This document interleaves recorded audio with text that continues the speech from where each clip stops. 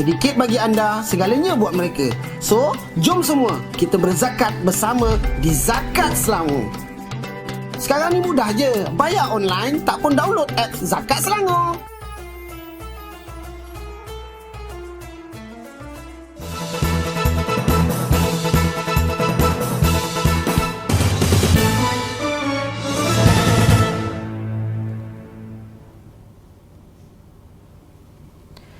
Assalamualaikum dan salam sejahtera.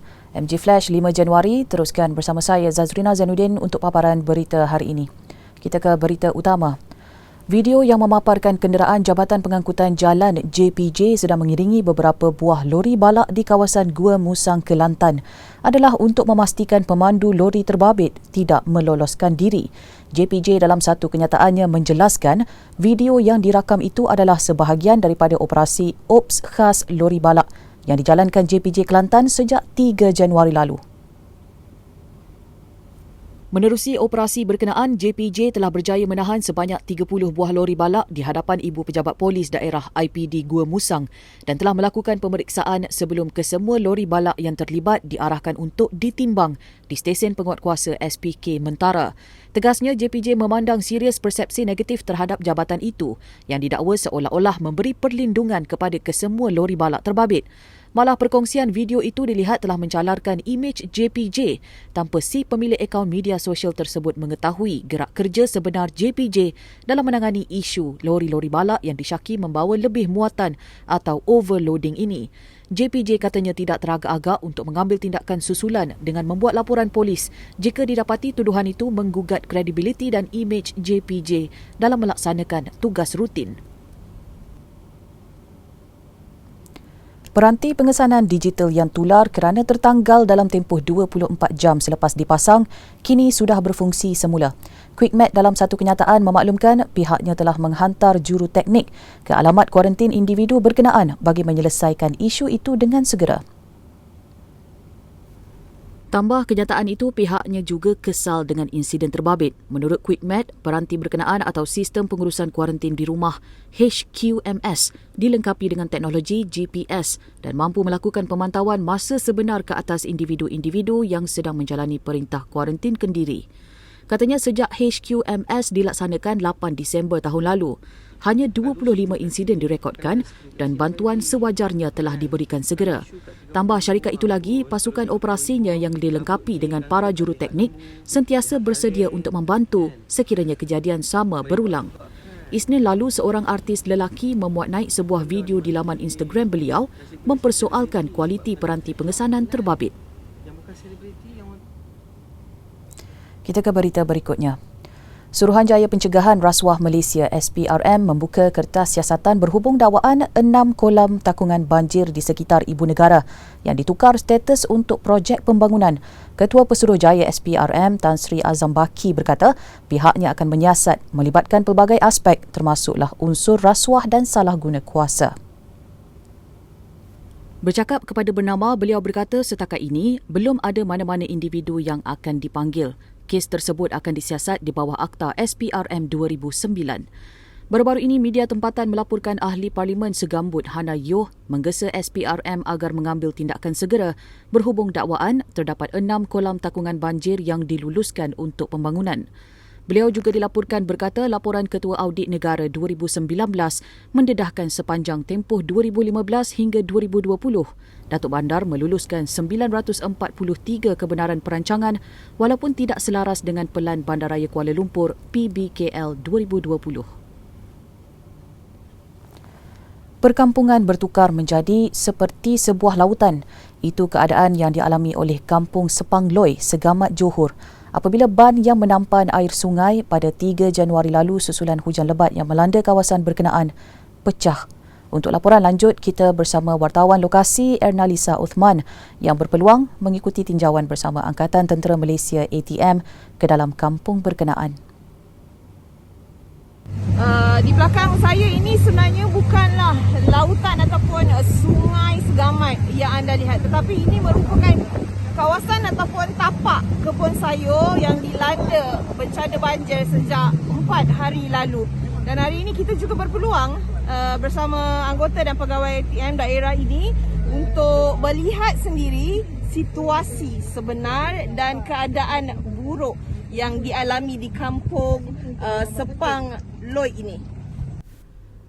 Berkongsi detik cemas yang berlaku Isnin lalu, Ketua Kampung Sepang Loi Zamri Bacok berkata, insiden 3 pagi itu terjadi sekelip mata sehingga penduduk terpaksa keluar sehelai sepinggang untuk menyelamatkan diri. Justeru tidak mahu kejadian itu berulang. Penduduk kampung itu katanya mahukan projek naik taraf sepanjang 1.5 km kawasan berkenaan diteliti sebelum proses baik pulih ban terbabit dilaksanakan. Katanya kerajaan perlu mengambil kira suara penduduk sebelum ban berkenaan dibina semula, memandangkan hanya mereka yang tinggal berdekatan lebih mengetahui apa yang sepatutnya dilakukan. Pada waktu lebih kurang pukul 2 lebih ataupun pukul 3, didapati ban itu pecah, meletup dan pecah.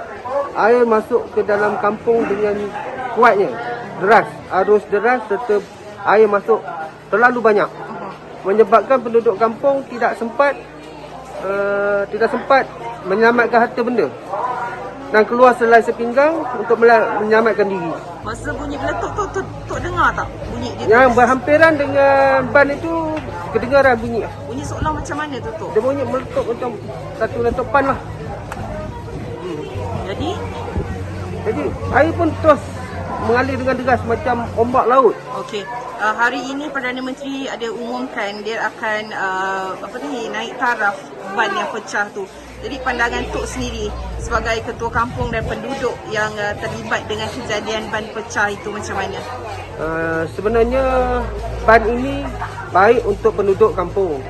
Dia banyak membantu dari segi apabila berlakunya banjir. Disebabkan adanya ban itu, air tidak dapat masuk ke kampung dengan cepatnya waktu banjir dan dapat keluar dengan cepat.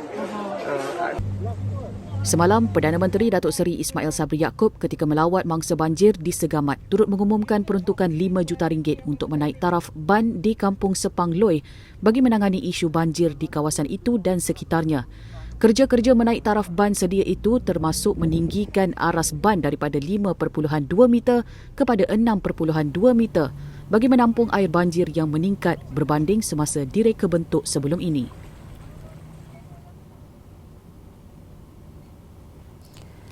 Sejak semalam, beberapa gambar tular di media sosial menunjukkan sekumpulan individu yang memakai baju T memaparkan logo Parti Ikatan Demokratik Malaysia Muda sedang minum arak.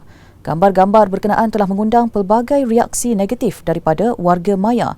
Namun, Presiden Muda Syed Saddiq Syed Abdul Rahman beranggapan ia adalah salah satu usaha yang dilakukan oleh pihak yang mahu menjatuhkan parti berkenaan. Ahli Parlimen Muar itu menjelaskan individu-individu yang sedang minum minuman keras itu tidak melakukan sebarang kesalahan. Ini kerana parti berkenaan menghormati kepelbagaian kaum dalam kalangan ahlinya dan kehidupan peribadi mereka. Katanya penyebaran gambar berkenaan adalah bertujuan untuk mengelirukan rakyat dengan mengaitkan aktiviti minum arak dengan kutipan dana daripada wang orang ramai yang diterima Parti Muda. Katanya semua transaksi perbelanjaan telah direkod dan ia akan diaudit selepas misi banjir tersebut. Seterusnya akan memaklumkannya melalui sidang media kepada masyarakat. Kita ke berita berikutnya. 4 kes COVID-19 varian Omicron dikesan di Kelantan. Pengarah Kesihatan Negeri Kelantan, Datuk Dr. Zaini Hussein berkata, keempat-empat kes berkenaan melibatkan individu yang baru pulang dari Arab Saudi.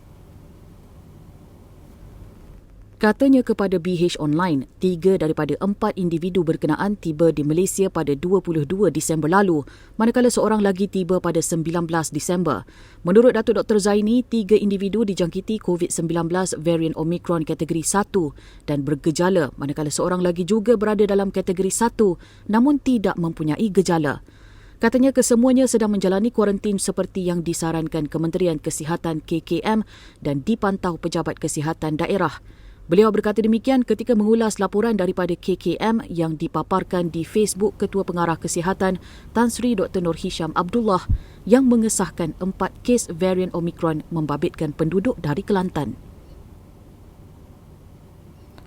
Sementara itu, Kementerian Kesihatan KKM melaporkan 31 kematian akibat COVID-19 sehingga jam 11.59 malam tadi.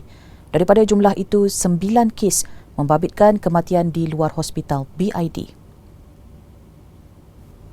Berdasarkan laman Sesawang COVID Now, kes terbaru itu menjadikan jumlah keseluruhan korban akibat COVID-19 adalah 31,591.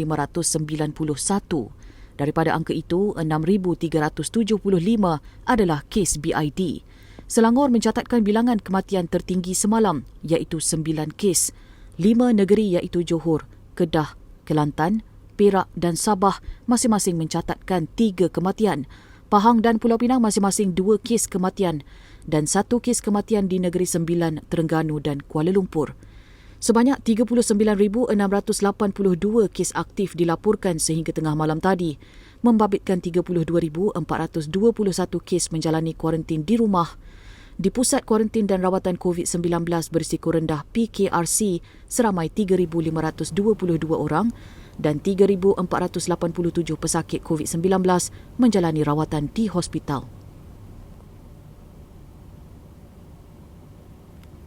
Baik, dengan itu sekian dahulu MG Flash buat masa ini.